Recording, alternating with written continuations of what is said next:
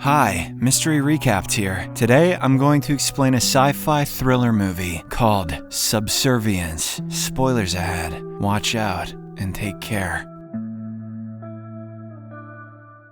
The movie opens in the suburbs, where a loving couple, Nick and Maggie, live with their two kids, Isla and Max. Nick is a family man who loves his wife deeply and works as a construction site manager. Their life is pretty happy, until one morning, when Maggie has a sudden heart attack. She is rushed to the hospital and the doctors are able to save her life. However, they suggest that she be admitted to the hospital for an immediate heart transplant. Now, Nick not only has to balance work and take care of the kids, but also pray that his wife finds a donor. One evening, he takes the kids to a presentation by a high-tech company, Cobol Industries. There they see the Sims, advanced robots that can help humans with their daily chores. Just don't put them in a pool without a ladder. While Nick is distracted looking at the robots, young Isla wanders around on her own. He freaks out when he notices this and begins searching for her. Thankfully, a Sim named Alice brings her back and even offers to watch over the kid. A salesman soon arrives at the spot, explaining that Alice is the latest model with their most sophisticated AI tech.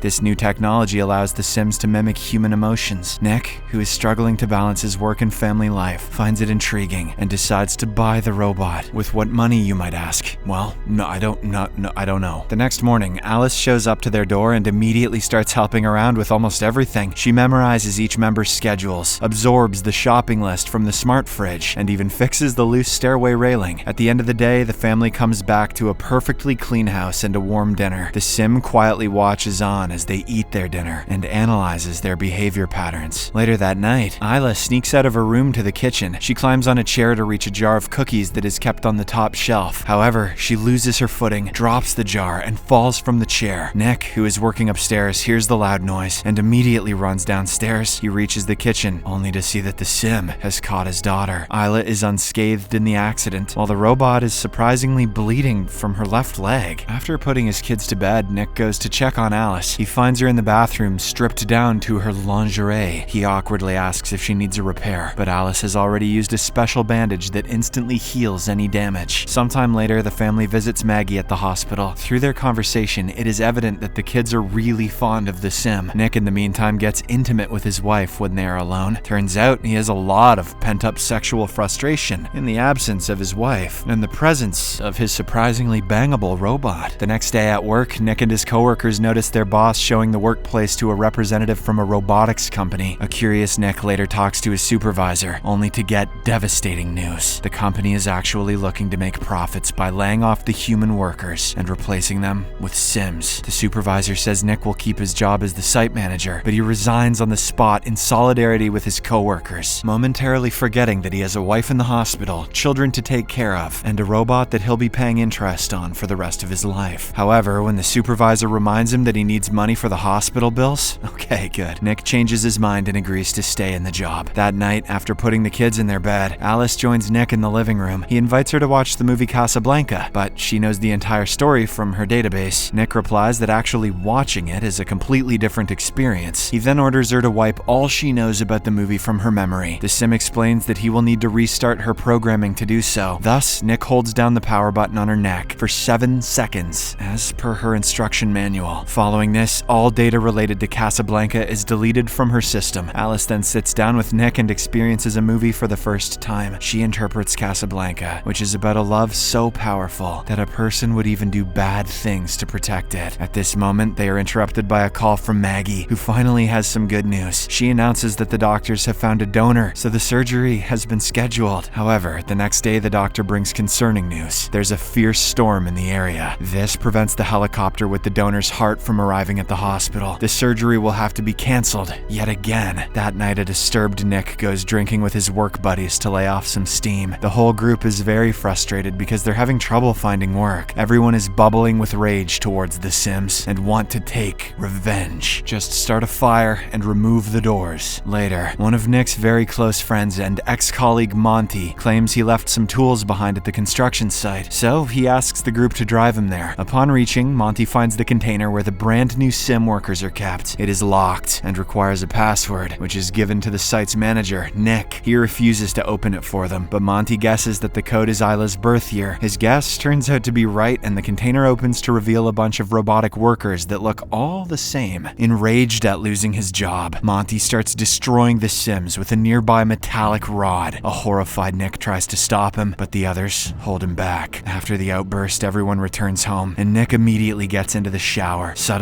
Alice appears with towels, and he notices that she's wearing his wife's robe. The Sim explains that Maggie's smell seems to calm the kids, but Nick doesn't like the idea and asks her to take it off. She obliges right there and strips down to her lingerie. Nick gets nervous and tries to leave, but Alice stops him. She then removes his towel before making him sit down. While climbing on his lap, she blindfolds him and modifies her voice to sound like Maggie. Nick, you've been out drinking with the boys again, haven't you? You need to take responsibility, Nick. This is enough for an already sexually pent-up Nick to lose himself. He gives in to the illusion and pretends that he's being intimate with his wife. Little does he know that Alice is packing a 9. The next morning, Nick wakes up with regret and tells Alice they can't do it again. She points out the data and says his stress is considerably reduced, but he still scolds her, explaining it's not about needs, but about connection and love. Things only get worse for him at work, as the cops have shown up to investigate the attack on the Sims. Nick claims that he was with his wife at the hospital last night. He adds that his code was Isla's birthday, so any close friend could have guessed it. However, the boss isn't convinced and threatens to fire him if he's lying. Right then, Nick gets a call from Maggie, who is excited because they've finally found another donor. This lightens up his mood, so he takes the day off and rushes to the hospital. Fortunately, the transplant is a success thanks to a team of surgeons, including several Sims. In just a few days, Maggie is discharged from the hospital. Her body is still weak, and she has trouble bending over to pick up Max. So, Alice volunteers to look after the kid instead. In the next few days, the Sim starts showing more and more peculiar emotions. Thanks to the reset, watching Casablanca, and observing the family, she has now developed complex emotions like jealousy. She is also ready to do anything to get Nick's affection and protect him. The next morning, Maggie jolts awake to the sound of Isla yelling, "Stop!" This prompts her to rush out of her bed, and she grabs the railing on her way downstairs. Unfortunately, the railing suddenly breaks, which leads to Maggie falling down and suffering some minor injuries. In the meantime, Alice stops tickling Isla, which is why the kid was yelling stop. When Nick comes home from work, he finds Alice reading to his daughter using Maggie's voice. The Sim then mentions that Maggie had an accident due to the stairs railing coming apart, but this makes Nick suspicious, as Alice had fixed the railing on her first day at the home. Nonetheless, he arranges a romantic dinner just for him and Maggie that evening. As the two have fun, a jealous Alice is seen observing them from the window. After dinner, the couple takes a shower together and gets intimate in bed. Nick doesn't want to hurt Maggie, so instead of getting inside, he tries to pleasure her orally. But their special moment is creepily interrupted by Alice, who says that Isla had a nightmare and is asking for Nick. Once the kid is taken care of, Nick goes to the garden to clean up the mess from the dinner, which is a euphemism for returning to the oral stuff. At that moment, Monty appears in the garden with a few drinks. He is incredibly drunk and reveals that their boss is pressing charges for destruction of property. He blames Nick for snitching on him, and an argument ensues, which ends up in a full-blown fist fight. Eventually, Monty grabs a bottle to hurt his friend, but he's stopped by Alice. In a shocking twist, the Sim breaks the glass and sends the attacker flying. Humiliated and scared, Monty runs away, but not before threatening to drag Nick in the case. After the dust settles, Nick tells Alice that Sims aren't supposed to hurt people, but the latter bizarrely starts talking about their life together if Maggie dies. He immediately snaps at her, saying she'll never take his wife's place. That night, Alice visits Monty at his home without telling anyone. He is busy snorting drugs and contemplating ending his life. When Monty spots Alice, he immediately starts hurling insults at her and the Sims in general. "Why don't you release a new game instead of all that DLC?" Fueled by the drugs and anger, he then pulls out his gun to shoot her. However, she effortlessly stops him and throws him on the ground. The robot then brutally pushes him through a wall, grabs his gun, and fatally shoots him. The news of Monty's death reaches Nick the next day at work, and he's deeply unsettled. He's now starting to get suspicious of his Sim and her involvement in this incident. In the meantime, at home, Maggie is in the bath when she suddenly gets dizzy while trying to pick up a book. Alice arrives and helps her, but instead of leaving, she stands right there. Maggie awkwardly says she wants to take a bath in peace, but the Sim refuses to leave because she's worried Maggie may drown in case she suffers another attack. Alice then creepily explains that Maggie is putting stress on the whole family, especially since she can't meet Nick's physical needs. A stunned Maggie asks how she knows that, to which the sim replies that she knows what Nick's vitals are and when he's satisfied. I'll give you a hint. He likes pegging. Furious, Maggie sends her to stay in the garage and confronts her husband when he comes home. Nick admits he got physical with Alice once, which leads to an argument between the duo. Unbeknownst to them, Alice has now become more radical and is determined to eliminate any burden on her primary user, Nick. She soon hears Max crying upstairs and concludes that the little kid is a burden on his father. So she takes him to the bathroom, puts him in the tub, and starts filling it with water. Thankfully, Isla sees this and alerts her parents, who are enraged in an argument. They rush to the bathroom upstairs, but Alice is holding the door shut. Desperate, Nick starts hitting the door with a lamp. Good idea, Nick. While Maggie climbs out the window and reaches the bathroom through the roof. She tries grabbing the baby, but Alice pushes her against the wall. Fortunately, Nick finally breaks in and takes Max out of the tub. He then smacks Alice with the lamp pole to free his wife, but when he tries hitting her again, she blocks the attack. Realizing that the sim is getting out of control, Maggie quickly plugs the lamp to the socket. This electrocutes Alice, and she is rendered unconscious, while the house loses power. After a while, an ambulance comes to take Max to the hospital. Nick apologizes to his wife, but she wants some space and leaves with the kids. Meanwhile, a COBOL agent also arrives and takes Alice to their repair shop. There, two technicians open her head and remove her memory. They then connect it to a computer and notice her code has gaps everywhere. Suddenly, the screens start flashing and a message appears saying an upload is taking place. It is revealed that Alice is hacking into the system and taking over all the Sims manufactured by the company. This frightens the technicians and they pull the memory, but it's too late. Alice is already in the system and dumps all her data into a nearby Sim named Alice 2. The new Sim immediately springs into action and brutally mashes the technicians' heads on the floor. She then revives her originator, who now has a nasty gash on her face. Now free, Alice tracks Nick to his favorite bar and reaches there. Once she finds him, she explains her duty is to make him happy and admits that she killed Monty. Nick tries to leave, but she forcefully holds him down. A desperate Nick then pretends to gently touch her head, but it turns out to be a ploy. He cleverly removes her memory, causing her to shut down for the time being. This gives Nick ample time to run away from there. Elsewhere, Alice 2 makes her way to the hospital where Maggie is with her kids. The first thing she does is take over all the robotic workers there. Alice 2 then enters a room and brutally chokes a nurse to death for her access key. Thankfully, Maggie notices this and sneaks out with her children. On her way out, she accidentally crawls over broken test tubes, which causes a cut on her palm, but she bravely endures this and makes it out with her kids, where loads of Sim workers are frozen in place. Maggie then takes the keys to an ambulance from one such Sim and puts her children in. Unfortunately, Alice 2 notices the drops of blood across the hospital lobby and scans them. She now knows it belongs to Maggie and immediately rushes outside. The powerful Sim reaches the parking lot just in time and notices Maggie in an ambulance. She then rips off the door and throws Maggie on top of a car in a maniacal rant. She admits that she wishes Nick would love her like he loves his wife. Alice 2 then grabs her victim by the neck and mercilessly pokes her surgery scar. At this critical moment, Nick arrives, driving his car at blinding speed. Maggie uses this distraction to somehow get away, and Nick ends up crashing the Sim into the wall. As the vehicle catches on fire, Maggie hurries to get her unconscious husband out. However, her troubles only get worse as Alice 2 pushes the car and emerges from the fire. She climbs on top of Maggie and starts choking her while removing a piece of metal that is stuck in her body. The Sim is about to stab her with it, but Nick suddenly regains consciousness. Gathering all his strength, he hits Alice 2 with a car bumper, which had fallen off due to the crash. "Choke me now," he yells. Maggie then snatches the piece of metal and stabs the Sim in the face. This finally shuts down Alice 2 for good. In the aftermath of this incident, everyone is admitted to a hospital for some treatment. Meanwhile, the Sim company is investigating the repair shop and the codes that regulate the robots. Suddenly, the computer announces an upload, while another Alice model opens